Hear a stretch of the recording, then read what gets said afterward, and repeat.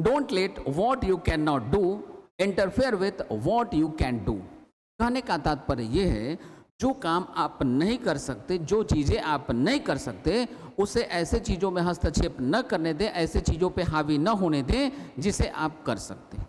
नमस्कार साथियों, मैं अजीत कुमार आपके YouTube channel competition community SSC अर्थात कोको एसएससी पर आप सभी का बहुत बहुत स्वागत करता हूं। आशा करता हूं आप सभी लोग काफ़ी अच्छे होंगे। दोस्तों, आज टेंस के इस 6 पार्ट में हम लोग पढ़ेंगे फ्यूचर कंटिन्यूअस, फ्यूचर परफेक्ट और फ्यूचर परफेक्ट कंटिन्यूअस। इन तीनों ही टेंसेस को हम लोग आज के अपने इस वीडियो सेशन में कवर करेंगे, ठीक है। अब बात करते हैं कि इसमें हम लोगों को ये जो पढ़ना है, तो इसके पहले भी हम लोगों ने present perfect continuous, past perfect continuous, इन दोनों ही टेंसेस में हम लोगों ने टाइम इंडिकेटिंग वर्ड को देखा है और तब वहाँ पे हम लोग सिंस और फॉर का यूज़ किया करते थे। लेकिन यहाँ पे ये जो वीडियो है हमारा, ये इसलिए भी ज़्यादा इंपॉर्टेंट हो जाता है क्योंकि आपको फ्यूचर परफेक्ट और फ्यूचर परफेक्ट कंटिन्यूअस इन दो टेंसेस में आपको टाइम इंडिकेटिंग वर्ड दिखाई पड़ेंगे और तब वहाँ पे हम लोग सिंस का यूज़ नहीं करते हैं, फॉर का यूज उस तरीके से नहीं करते हैं जैसा कि हम लोग पहले के टेंसेस में करते आए थे। इसलिए इस वीडियो को लास्ट तक देखना बिल्कुल ज़रूरी है। और आज के इसी वीडियो सेशन में हम लोग इनके साथ जो टाइम इंडिकेटिंग वर्ड के साथ अलग अलग प्रीपोजिशन का यूज होता है, उनके कंडीशन को आज के इस वीडियो सेशन में सीख के चलेंगे, ठीक है। चलिए तो फटाफट आज के इस वीडियो सेशन को हम लोग शुरू करते हैं। और सबसे पहले जैसा कि हम लोग क्या करते हैं, सबसे पहले हम लोग क्या करते हैं, जो भी टेंस हमें पढ़ना होता है उसका हम लोग सबसे पहले स्ट्रक्चर देखते हैं। तो सबसे पहले आपको यहाँ पे स्ट्रक्चर दिखाई दे रहे हैं। अब यहाँ पे ध्यान से देखिएगा, ये जो हमारा पहला स्ट्रक्चर है इसका यूज़ कब करते हैं, जब सेंटेंस हमारा पॉजिटिव होता है। सेकंड वन का कब यूज़ करते हैं, जब सेंटेंस नेगेटिव होता है। थर्ड वन का यूज़ कब करते हैं, जब सेंटेंस हमारा इंट्रोगेटिव बट पॉजिटिव हो। फोर्थ वन का यूज़ हम लोग कब करेंगे, जब सेंटेंस हमारा इंट्रोगेटिव बट नेगेटिव हो। फिफ्थ वन का यूज़ कब करेंगे, जब सेंटेंस हमारा WH इंट्रोगेटिव बट पॉजिटिव हो। लास्ट वन का यूज़ कब करेंगे, जब सेंटेंस हमारा WH इंट्रोगेटिव बट नेगेटिव हो, राइट। अब बात आती है कि सर ये स्ट्रक्चर तो हम लोगों ने देख लिया, अब इन स्ट्रक्चर को देखने के बाद इन सभी स्ट्रक्चर्स पे बेस्ड हम लोगों को कुछ एग्जांपल्स मिलने चाहिए। तो आइए चलते हैं एग्जांपल के डायरेक्शन में। ये इन 6 स्ट्रक्चर्स पे बेस्ड कुछ एग्जांपल्स हैं जिनको आप देख पा रहे हैं सामने। तो इसका यूज़ हम लोग कब करते हैं, जब सेंटेंस पॉजिटिव हो, इसका जब नेगेटिव हो, रेस्पेक्टिवली इसी ऑर्डर में जैसा कि इसके पहले के स्लाइड में हमने आपको बताया, ठीक है। चलिए यहाँ से आगे चलते हैं। अब यहाँ से हम लोगों को ग्रामर के रूल पढ़ने हैं। तो ग्रामर के जो रूल पढ़ने और उसके बाद उन पर बेस्ड हम लोगों को यहाँ से कुछ क्वेश्चन सॉल्व करते हुए आगे की ओर पढ़ना है। तो सबसे पहले हमारे सामने ये एक चैलेंज आता है कि सर इसका ग्रामर का रूल क्या है। भाई इसका ग्रामर का कुछ भी रूल नहीं है, सिंपल सी बात है। सबसे पहले टेंस क्या है, इसका फ्यूचर, यानी बात किसकी होगी, फ्यूचर की होगी, आने वाले टाइम की होगी। और कंटिन्यूअस यानी कि उस टाइम में यदि कोई काम कंटिन्यू होगा, कोई काम चल रहा होगा, जारी होगा, तो उसे बताने के लिए हम लोग यूज करते हैं फ्यूचर कंटिन्यूअस, ठीक है। फिर भी इंडिकेशन के तौर पे कुछ वर्ड्स आपको कभी कभी दिखाई पड़ सकते हैं सेंटेंसेस में। क्या क्या दिखाई पड़ सकते हैं, तो याद कीजिए, हमने आपको प्रेजेंट कंटिन्यूअस पढ़ाया था। तो वहाँ पे हमने आपको बताया था कि यदि किसी सेंटेंस में नाउ लगा हो, ठीक है, स्टिल लगा हो, करंटली लगा हो, ऐसे जो वर्ड लगे हों, तो ये क्या करते हैं, ये आपके किसी भी काम के कंटिन्यू होने का टेंस एक्सप्रेस करते। तो ऐसे यदि फ्यूचर के किसी भी सेंटेंस में ऐसा कोई भी इंडिकेटिंग वर्ड लगा हो तो वो सेंटेंस रखा जाएगा फ्यूचर कंटिन्यूअस में, राइट। अब आ जाइए यहाँ पे हम लोग सीखना समझना शुरू करते हैं। तो ये जो फ्यूचर कंटिन्यूअस है ये काफ़ी इंपॉर्टेंट नहीं है, ये कम इंपॉर्टेंट है क्योंकि इससे शायद ही कभी क्वेश्चन बनते हैं। क्यों, क्योंकि इसमें एरर जो बनते हैं उसकी पॉसिबिलिटी बड़ी वीक हो जाती है। तो वीक पॉसिबिलिटी के कारण इसे क्वेश्चन कभी कभी ही देखने को मिलते हैं, शायद ही कभी कभी देखने को मिलते हैं। फिर भी हम लोगों का काम है सबको पढ़ते चलना, ईच एंड एवरी सेक्शन को, ईच एंड एवरी टॉपिक को, ईच एंड एवरी सेगमेंट को हम लोगों को टच करते हुए आगे बढ़ना है, ताकि किसी भी सेक्शन से कभी भी कोई भी क्वेश्चन आ जाए तो उसमें हम लोगों से गलती न होने पाए, राइट। चलते हैं अब इस क्वेश्चन को यहाँ से हम लोग पढ़ते हैं और सॉल्व करना शुरू करते हैं। We all will be shift. अब देखिए शैल बी विल बी लगा हुआ है, ठीक है। अब शैल बी विल बी के साथ आप देखिए इस सेंटेंस में यहाँ पे ये फ्यूचर इंडिकेटिंग वर्ड लगा हुआ है, यानी कि ये सेंटेंस लिखा जाएगा कंटिन्यूअस में। और फ्यूचर कंटिन्यूअस में हम क्या करते हैं, शैल बी विल बी के साथ क्या यूज़ करते हैं, वर्ब का फोर्थ फॉर्म यूज़ करते हैं। तो शिफ्ट वाला पार्ट हमारा एरर हो गया। यहाँ पे हमें यूज़ करना होगा शिफ्ट का फोर्थ फॉर्म। क्या यूज़ करना होगा, शिफ्ट का फोर्थ फॉर्म हम लोगों को यूज़ करना होगा, राइट। अब आ जाइए यहाँ देखिए, तो विल बी शिफ्ट की जगह क्या यूज़ करेंगे, विल बी शिफ्टिंग का यूज़ करेंगे। नेक्स्ट यहाँ से आगे बढ़ते हैं, चलते हैं अगले क्वेश्चन में। अगला क्वेश्चन देखिए, सी विल बी राइट। अब फिर से देखिए यहाँ पे भी वही बात है, यहाँ ये देखिए ये टाइम इंडिकेटिंग वर्ड है, कब का, फ्यूचर का टाइम इंडिकेटिंग वर्ड है। और ये देखिए शैल बी विल बी यहाँ पे लिखा हुआ है वर्ब का फर्स्ट फॉर्म, जो गलत है। यहाँ पे क्या आना चाहिए, यहाँ पे आना चाहिए वर्ब का फोर्थ फॉर्म, अर्थात राइट की जगह हम लोगों को लिखना होगा राइटिंग। तो चेक कर लो भाई, ये वाला पार्ट कहाँ पे लिखा, विल बी के बाद राइट, राइट वाला पार्ट कहाँ पे लिखा, ऑप्शन नंबर सी में। इसलिए इस क्वेश्चन का आंसर हमारा बनेगा ऑप्शन नंबर सी। नेक्स्ट अगले क्वेश्चन की तरफ मूव करते हैं हम लोग। There is going to be a bus strike, एक बस स्ट्राइक होने जा रहा है, ठीक है। बस स्ट्राइक हो जाएगा तो फिर क्या होगा, सभी लोग क्या करेंगे भाई, ऑटो रिक्शा एंड रिक्शा को तलाश करेंगे। कब की बात हो रही है, नेक्स्ट वीक, अगले वीक से ये सिनारियो चलेगा और अगले वीक से ऐसी बातें हो रही होंगी, ठीक है। तो अब आ जाइए यहाँ पे हम लोग क्या करेंगे, विल बी। अब ये देखिए यहाँ पे लिखा हुआ है फॉर, लुक फॉर एक फ्रेजल वर्ब है जिसका मीनिंग क्या होता है, लुक फॉर का मीनिंग होता है टू सर्च।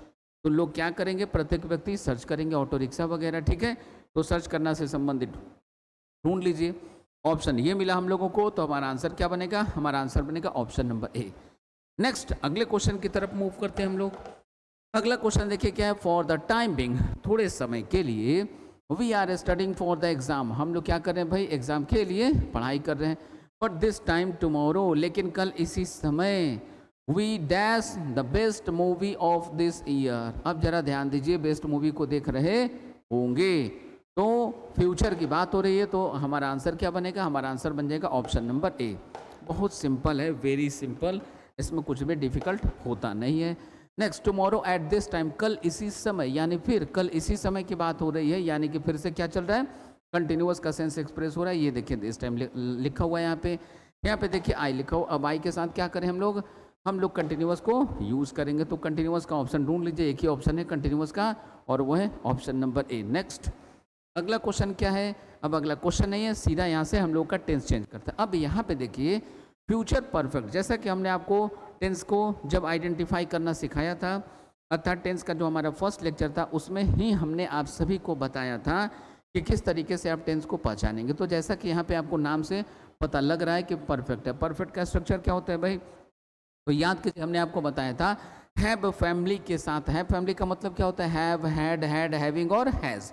हैव फैमिली के साथ, कहीं भी हैव फैमिली के साथ वर्ब का थर्ड फॉर्म आए तो हम लोग इसको मानते हैं परफेक्ट। क्या मानते हैं, इसी को हम लोग मानते हैं परफेक्ट, राइट। चलिए, तो इसी को हम लोग क्या मानते हैं दोस्तों, परफेक्ट मानते हैं। अब आ जाइए यहाँ पे जरा आप ध्यान से देखिए, अब ये परफेक्ट का स्ट्रक्चर है, तो चूंकि फ्यूचर है तो फ्यूचर के लिए हमने आपको क्या बताया था, फ्यूचर को कैसे पहचानते हैं। फ्यूचर को पहचानने का तरीका एक ही होता है, कहीं भी आपको सेल या विल दिखाई दे, सेल या विल दिखाई दे, सेल या विल के साथ वर्ब का फर्स्ट फॉर्म हो, तो इस कारण से हम लोग इसका टेंस बताते हैं फ्यूचर। और यदि यहाँ पे हैव फैमिली का कोई भी मेंबर हो, हैव फैमिली के साथ यहाँ पे लिखा हुआ वर्ब का थर्ड फॉर्म, तो इसके कारण हम लोग क्या बोलते हैं, इसको परफेक्ट बोलते हैं। तो हमारा पूरा का पूरा स्ट्रक्चर क्या हो जाता है, हमारा पूरा का पूरा स्ट्रक्चर हो जाता है शैल बी प्लस है प्लस वर्ब का थर्ड फॉर्म प्लस ऑब्जेक्ट, ठीक है। यही होता है। इसका यूज़ कब करेंगे, जब सेंटेंस हमारा अफर्मेटिव हो, पॉजिटिव हो। इसका यूज़ कब करेंगे, जब सेंटेंस नेगेटिव हो। इसका यूज़ कब करेंगे, जब सेंटेंस इंट्रोगेटिव बट पॉजिटिव हो। इसका यूज़ तब करेंगे जब सेंटेंस हमारा इंट्रोगेटिव बट नेगेटिव हो। फिफ्थ वन का यूज़ कब करेंगे, जब सेंटेंस हमारा WH इंट्रोगेटिव बट पॉजिटिव हो। लास्ट वन का यूज़ कब करेंगे, जब सेंटेंस हमारा WH इंट्रोगेटिव बट नेगेटिव हो, राइट। तो ये स्ट्रक्चर हो गया। अब बात करते हैं कि इन स्ट्रक्चर्स पे बेस्ड कुछ एग्जाम्पल होने चाहिए, तो इनका कुछ एग्जाम्पल हम लोग देखते हैं। तो सबसे पहले ये सारे एग्जाम्पल्स रहे, इनका यूज़ भी हम लोग उसी तरीके से करते हैं जैसे इनका यूज़ करते हैं पॉजिटिव सेंस में, इनका नेगेटिव सेंटेंस में। इसका यूज़ कब करते हैं, जब सेंटेंस हमारा इंट्रोगेटिव हो बट पॉजिटिव हो। इसका कब, जब सेंटेंस हमारा इंट्रोगेटिव बट नेगेटिव हो। इसका कब यूज़ करते हैं, जब सेंटेंस हमारा WH इंट्रोगेटिव बट पॉजिटिव हो। और लास्ट वन का कब यूज़ करते हैं, जब सेंटेंस हमारा WH इंट्रोगेटिव बट नेगेटिव हो, राइट। तो ऐसा हम लोग करते हैं, ठीक है। चलिए अब यहाँ से आगे निकलते हैं। अब हम लोग सीधी बात करेंगे क्वेश्चन को सॉल्व करने की। आखिर क्वेश्चन सॉल्व करने के दरमियान हम लोगों को किन किन डिफ़िकल्टीज़ को फेस करना होता है, तो इसकी बात हम लोग करेंगे। इसके लिए हम लोगों को क्या करना होगा, सबसे पहले एक कॉन्सेप्ट सीखना होगा। तो आइए सबसे पहले एक छोटा सा कॉन्सेप्ट है जो हम सीखेंगे यहाँ पे। देखिए, कोई भी फ्यूचर परफेक्ट हो, क्या हो, फ्यूचर परफेक्ट का कोई भी टेंस हो, किसका, फ्यूचर परफेक्ट का कोई भी टेंस हो, इसमें यदि आपको कहीं भी कोई भी टाइम इंडिकेटिंग वर्ड दिखाई दे, क्या दिखाई दे, कोई भी आपको टाइम इंडिकेटिंग वर्ड दिखाई दे, तो हम लोग यहाँ पे यूज़ करते हैं बाय का या बिफोर का। किसका यूज़ करते हैं, बाय या बिफोर का यूज़ करते हैं। किसके साथ करते हैं, टाइम इंडिकेटिंग वर्ड के साथ करते हैं, न कि सिंस और फॉर का। अब आपके सामने एक नया चैलेंज क्रिएट होता है, सर हम कैसे समझे कि बाय का यूज़ किसके साथ करना है, बिफोर का यूज़ किसके साथ करना है, ठीक है। अब देखिए, बाय का यूज़ हम लोग करते हैं एंडिंग टाइम के साथ, किसके साथ, एंडिंग टाइम के साथ। बाई का यूज़ करते हैं एंडिंग टाइम के साथ, एंडिंग टाइम के साथ, ठीक है। बिफोर का यूज़ कब किसके साथ करते हैं? तो बिफोर का यूज़ हम लोग इस सेंस में करते हैं कोई भी काम उसके पहले होने का हो, बिफोर यानी उसके पहले, जो भी समय दिया गया उसके पहले। इसको थोड़ा हिंदी में समझ लें हम लोग। देखिए हिंदी में यदि आप समझेंगे तो बाई का मतलब क्या होता है? तो बाई का मतलब आप समझ लेते हैं टिल, टिल के सेंस में आप ले जाते हैं बाई को, जबकि ऐसा नहीं है। जैसे देखिए लिखा हुआ हो कि बाई 11 जुलाई लिखा हुआ हो, ठीक है। तो बाई 11 जुलाई का मतलब ये है कि 11 जुलाई के पहले भी आपका काम हो सकता है, लेकिन मैक्सिमम आप वो काम कब तक कंप्लीट करेंगे? 11 जुलाई तक करेंगे। बात समझ में आई?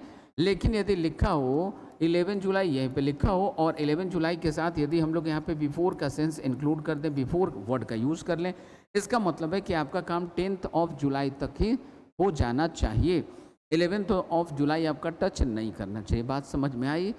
तो ये दोनों के सेंस में डिफरेंस होता है, ये आपका समझना बहुत ज़रूरी था। अब चलते हम लोग सीधी बात करते हैं क्वेश्चन की। देखिए क्वेश्चन में क्या दिया हुआ है।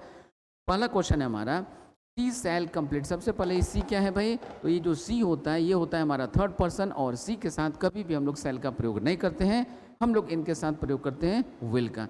तो सबसे पहले तो ये गलत हो गया, ठीक है। अब आ जाइए चेक कर लें। यहाँ पे देखिए बाई 2023 दिया हुआ है, यानी ये आपका एंडिंग टाइम दिखा रहा है, इसके पहले यानी 2023 तक मैक्सिमम आप काम कर सकते हैं, ठीक है। ऐसा यहाँ पे सेंस है। तो अब ये सेंटेंस कहाँ चला जाएगा? ये चला जाएगा फ्यूचर परफेक्ट, और फ्यूचर परफेक्ट का मतलब क्या है? शैल विल प्लस है प्लस वर्ब का थर्ड फॉर्म। आ जाइए चेक कर ले। ये देखिए शैल विल प्लस है प्लस वर्ब का थर्ड फॉर्म। तो इस क्वेश्चन का करेक्ट आंसर बना हमारा ऑप्शन नंबर सी, राइट। चलते हैं आगे। नेक्स्ट क्वेश्चन देखिए क्या है हमारा। नेक्स्ट क्वेश्चन है I think the news will not have been published. अब ये देखिए सो फार, देखिए ये सो फार याद कीजिए, हमने आपको जब प्रेजेंट परफेक्ट पढ़ाया था वहाँ भी हमने आपको बताया था कि यदि किसी सेंटेंस में सो फार लगा हुआ हो तो वो सेंटेंस लिखा जाएगा प्रेजेंट परफेक्ट में। लेकिन जरा ध्यान से देखिए यहाँ पे फ्यूचर का सेंस है भाई, और फ्यूचर में भी देखिए यहाँ पे सो फार लगा हुआ है, मतलब ये इंडिकेट कर रहा है कि फ्यूचर में भी हमें इस सेंटेंस को किस टेंस में रखना है? तो फ्यूचर के परफेक्ट में ही रखना है, दूसरे टेंसेस में नहीं रखना है। अब आ जाइए चेक कर लीजिए। यहाँ देखिए ये लिखा हुआ है विल, ये हैव और ये बिन, बिन के साथ ये वर्ब का थर्ड फॉर्म तो चला गया पैसिव में। सेंटेंस का मीनिंग समझिए। आई थिंक द न्यूज़, मैं सोचता हूँ the news will not have been published so far, कि जो न्यूज़ होगा वो तब तक पब्लिश नहीं हो चुका होगा। अब जरा सोचिए, न्यूज़ खुद ही पब्लिश हो जाता है क्या? नहीं, न्यूज़ को दूसरे लोग पब्लिश करते हैं, अर्थात यहाँ पे जो वर्क होता है ये किसी और के द्वारा किया जाता है। तो यदि कोई भी काम किसी दूसरे व्यक्ति के द्वारा जब भी कभी किया जाए तो ऐसे सेंस में हम लोग यूज़ करते हैं पैसिव का, इसलिए यहाँ पे बिन के साथ वर्ब का थर्ड फॉर्म लिखा जाएगा। और ये सेंटेंस बिल्कुल ही सही है, इस सेंटेंस में कहीं कोई एरर नहीं है। इस सेंटेंस का आंसर बनेगा हमारा no error, that is option number D. क्या बनेगा? Option number D. नेक्स्ट अगले क्वेश्चन की बात करते हैं। She will already return. अब जरा ध्यान दीजिए, होम व्हेन ही अराइव्स, मतलब जब वो पहुंचेगा उसके पहले ही वो पहुंच चुकी होगी, पहुंच चुकी रहेगी, ऐसा बताया जा रहा है। यानी ये काम फ्यूचर में इनके पहुंचने के पहले, इस काम के होने के पहले ही ये काम कंप्लीट हो चुका होगा। तो यहाँ पे हम लोग फिर से क्या यूज़ करेंगे? फ्यूचर परफेक्ट कंटिन्यूअस का, सॉरी हम लोग फिर से यूज़ करेंगे फ्यूचर परफेक्ट का, ठीक है। किसका यूज़ करेंगे? फ्यूचर परफेक्ट का। तो फ्यूचर परफेक्ट के लिए क्या यूज़ करेंगे? शैल या विल, तो सी के साथ यूज़ करेंगे विल। ऑलरेडी, अब फिर यहाँ पे यूज़ करेंगे हैव, और तब रिटर्न की जगह हमें क्या यूज़ करना होगा? हम लोगों को यूज़ करना होगा return, that is have plus verb का थर्ड फॉर्म। तो ये एरर कहाँ पे है? ये एरर हमारे फर्स्ट पार्ट में, इसलिए इस क्वेश्चन का करेक्ट आंसर होगा हमारा option number A, right. Next अगला क्वेश्चन देखिए, where shall I have slept. अब देखिए हैव फैमिली के साथ कभी भी वर्ब का फर्स्ट फॉर्म नहीं आता, हैव फैमिली के साथ हमेशा और हमेशा वर्ब का थर्ड फॉर्म यूज किया जाता है। इसलिए यहाँ पे स्लीप की जगह हम लोगों को क्या लिखना चाहिए? हम लोगों को लिखना चाहिए स्लेप्ट। क्या लिखना चाहिए? हम लोगों को लिखना चाहिए स्लेप्ट। अब ये एरर किस पार्ट में है? ये बी पार्ट में, इसलिए इस क्वेश्चन का आंसर बना हमारा ऑप्शन नंबर बी। नेक्स्ट बात करते हैं अगले क्वेश्चन की। देखिए अगला क्वेश्चन हमारा क्या है? Don't say in school after 2 PM, मतलब आप स्कूल में 2 बजे के बाद मत ठहरिए, 2 बजे दोपहर के बाद मत रुकिए। All the teachers have been, अब देखिए यहाँ पे हैव और बीन और ये लिविंग बाय देन, उस समय तक सभी के सभी टीचर चले जाते हैं, ऐसा यहाँ पे बताया गया, ठीक है। तो उस समय तक सारे के सारे टीचर चले जाते हैं या चले गए होंगे, ऐसा क्वेश्चन से एक्सप्रेस हो रहा है। तो हमें क्या यूज़ करना होगा, हमें यूज़ करना होगा विल हैव लेफ्ट। क्या यूज़ करना होगा, विल हैव लेफ्ट। नेक्स्ट आगे देखिए, बाय दिस टाइम, फिर से देखिए यहाँ पे यूज़ कर लिया गया by this time next year, अगले साल इसी समय तक, अगले साल इसी समय तक। He has had settled himself in London, अगले साल इसी समय तक वो अपने आप को, वो खुद को लंदन में सेटल कर चुका होगा, ऐसा सेंस है। तो यहाँ पे ही हैज़ हैड सेटल्ड का यूज़ तो होगा नहीं। अब इन दोनों की जगह हम लोगों को क्या यूज़ करना चाहिए, यहाँ पे हम लोगों को यूज़ करना चाहिए विल हैव, और ये जो सेटल्ड है ये ऑलरेडी वर्ब का थर्ड फॉर्म है, तो यहाँ पे हैज़ हैड के स्थान पे हमें यूज़ करना होगा विल हैव। ठीक है, तो ये एरर था हमारा किस पार्ट में, पार्ट नंबर ए में, इसलिए इस क्वेश्चन का आंसर बनेगा option number A, right. Next अगला देखिए क्वेश्चन क्या, all the flowers in the park will die, park के सभी फूल जो हैं वो क्या हो जाएंगे, मुरझा जाएंगे, सूख जाएंगे, before the rains come, rain के आने के पहले, यानी बारिश के मौसम के आने के पहले, बारिश के आने के पहले जो गार्डन के सारे, पार्क के जो सारे फ्लावर हैं वो सारे के सारे सूख चुके होंगे। यानी यहाँ पे फिर से बात की जा रही है दोस्तों फ्यूचर परफेक्ट की, तो यहाँ पे हम लोग क्या यूज़ करेंगे, यहाँ पे हम लोग विल के साथ यूज़ करेंगे हैव, और डाई था वर्ब का फर्स्ट फॉर्म, इसकी जगह पे हम लोग यूज़ करेंगे वर्ब का थर्ड फॉर्म। ठीक, तो ये वाला जो पार्ट है ये कहाँ पे है, पार्ट नंबर ए में है, इसलिए इस क्वेश्चन का आंसर बनेगा हमारा option number A. Next move करते हैं हम लोग आगे, देखते हैं by the time we get on the plane they will already have loaded the luggage. अब जरा ध्यान दीजिए यहाँ पे क्या हो रहा है आपके साथ, ये देखिए बाय द टाइम फिर से यूज़ कर लिया गया, we get on the plane, उस समय तक हम लोग कहाँ होंगे, प्लेन में चढ़ चुके होंगे, दे will already have loaded the luggage, और जब तक हम लोग चढ़ेंगे उसके पहले ही वो लोग प्लेन में लगेज को लोड कर चुके होंगे। तो इस सेंटेंस में कहीं कोई एरर नहीं है, इस क्वेश्चन का आंसर बनेगा हमारा option number D, that is no error. Next अब यहाँ पे हम लोगों को पढ़ना है फ्यूचर परफेक्ट कंटिन्यूअस। तो किसी भी परफेक्ट कंटिन्यूअस का जो स्ट्रक्चर होता है, या किसी भी परफेक्ट कंटिन्यूअस का यूज़ हम लोग कब करते हैं, जब उसमें कोई ना कोई टाइम इंडिकेटिंग वर्ड होता है, और कोई भी काम जो है किसी भी पीरियड में शुरू होकर लगातार बिना रुके लगातार लंबे समय तक चल रहा होता है, तो ऐसे सेंस को बताने के लिए हम लोग यूज़ करते हैं परफेक्ट कंटिन्यूअस। अब बात यहाँ पे हो रही है फ्यूचर की, यानी कि कोई भी काम किसी टाइम इंडिकेटिंग या किसी भी टाइम पीरियड में शुरू होकर फ्यूचर में लगातार लंबे समय तक चलता रहेगा, ठीक है, या कहीं से फ्यूचर में स्टार्ट होके वो लगातार फ्यूचर में आगे चलता रहेगा, या पहले से स्टार्ट हो लेकिन फ्यूचर के किसी टाइम तक जाके एंड कर जाएगा। इन दोनों प्रकार के सेंसेस को एक्सप्रेस करने के लिए हम लोग यूज़ करते हैं फ्यूचर परफेक्ट कंटिन्यूअस। किसका यूज़ करेंगे, फ्यूचर परफेक्ट कंटिन्यूअस का यूज़ करेंगे। ठीक है, चलिए अब सबसे पहले स्ट्रक्चर की बात करते हैं, तो इनका भी स्ट्रक्चर देख लीजिए। ये सेलविल हो गया, सेलविल, सेलविल के साथ ये हैव क्या है भाई, वर्ब का फर्स्ट फॉर्म, तो इनके कारण इसका टेंस क्या हो गया, इनके कारण इसका टेंस हो गया फ्यूचर। अब ये देखिए हैव के बाद बिन, बिन क्या है, ये है वर्ब का थर्ड फॉर्म, तो हैव फैमिली प्लस वर्ब का थर्ड फॉर्म, इसका टेंस हो गया परफेक्ट, और फिर ये बचा आपका V4, इसके कारण इसका टेंस हो गया कंटिन्यूअस। तो इसका पूरा का पूरा जो टेंस हुआ ये हो गया फ्यूचर परफेक्ट कंटिन्यूअस। यही तरीका हमने आपको पहचानने का पहले से बता रखा है। ठीक है, अब बात करते हैं कि इनका यूज़ हम लोग कब कब करते हैं। तो इस पहले वाले फॉर्मेट का यूज़ हम लोग, पहले वाले स्ट्रक्चर का यूज़ हम लोग कब करते हैं, जब सेंटेंस हमारा पॉजिटिव होता है। यहाँ पे ज़रा ध्यान दीजिएगा, सिंस और फॉर का नहीं बल्कि फॉर और फ्रॉम का यूज़ किया गया है। ये सभी जगहों पे आप यहाँ पे देख पा रहे हैं, टाइम इंडिकेटिंग वर्ड के साथ हम लोग सिंस और फॉर का नहीं बल्कि फॉर और फ्रॉम का प्रयोग करते हैं। ठीक है, यहाँ पे देखिए पहले स्ट्रक्चर का यूज़ कब करेंगे, जब सेंटेंस हमारा अफर्मेटिव होगा, पॉजिटिव होगा। सेकंड वन का कब यूज़ करेंगे, जब सेंटेंस हमारा नेगेटिव होगा। थर्ड वन का कब यूज़ करेंगे, जब सेंटेंस हमारा इंट्रोगेटिव बट पॉजिटिव होगा। फोर्थ वन का यूज़ कब करेंगे, जब सेंटेंस हमारा इंट्रोगेटिव बट नेगेटिव होगा। फिफ्थ वन का यूज़ कब करेंगे, जब सेंटेंस हमारा WH इंट्रोगेटिव बट पॉजिटिव होगा। लास्ट वन का यूज़ कब करेंगे, जब सेंटेंस हमारा WH इंट्रोगेटिव बट नेगेटिव होगा। ऐसा होगा तभी और केवल तभी हम लोग यूज़ करते हैं दोस्तों इसका लास्ट वाले स्ट्रक्चर का। ठीक है, अब यहाँ पे इन सभी स्ट्रक्चर पे बेस्ड हम लोगों को कुछ एग्जाम्पल्स मिलने चाहिए।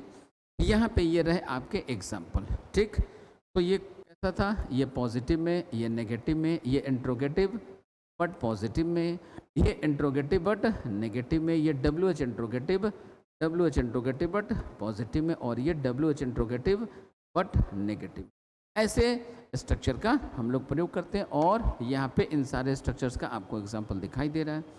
अब इसके बाद हम लोगों को सीखना ये बेहद ज़रूरी है कि सर इसमें हम लोग जो सिंस और फॉर का प्रयोग नहीं करते बल्कि फॉर और फ्रॉम का प्रयोग करते हैं, तो ये फॉर और फ्रॉम के प्रयोग में क्या डिफरेंस है, ये जो फॉर और फ्रॉम का प्रयोग है ये सिंस फॉर से कैसे अलग है, क्या डिफरेंस है, आइए सीखा जाए।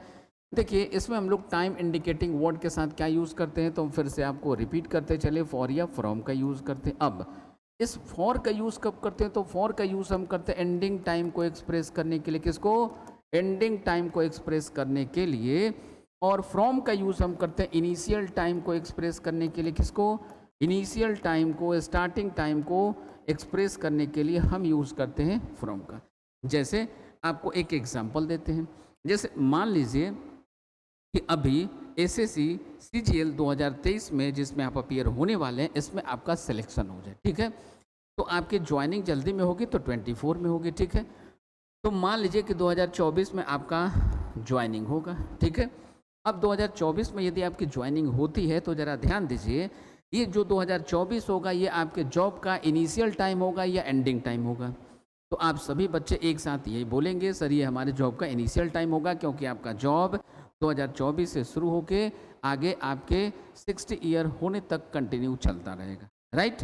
अब ज़रा ध्यान दीजिए, लेकिन यही जो 2024 है, मान लीजिए आपके अंकल भी एसएससी के किसी डिपार्टमेंट में काम करते हो, मान लीजिए इनकम टैक्स डिपार्टमेंट में काम करते हो, ठीक हो, तो यदि अंकल जी आपके जो हैं 2024 में रिटायर्ड होने वाले हों इनकम टैक्स डिपार्टमेंट से, तो किसी भी पद पे हों, ठीक है, वो 2024 में रिटायर्ड होने वाले हों, तो यही 2024 जो है उनके लिए, आपके अंकल जी के लिए यही टाइम हो जाता है एंडिंग टाइम, और आपके लिए यही हो जाता है इनिशियल टाइम, ठीक है।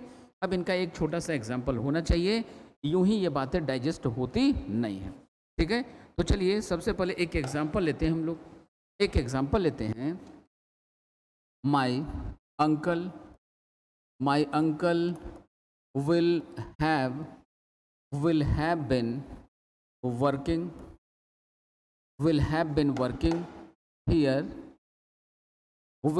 been working here by 2024। जरा ध्यान दीजिए और इसमें एरर आप फाइंड कीजिए, I will have been working in income tax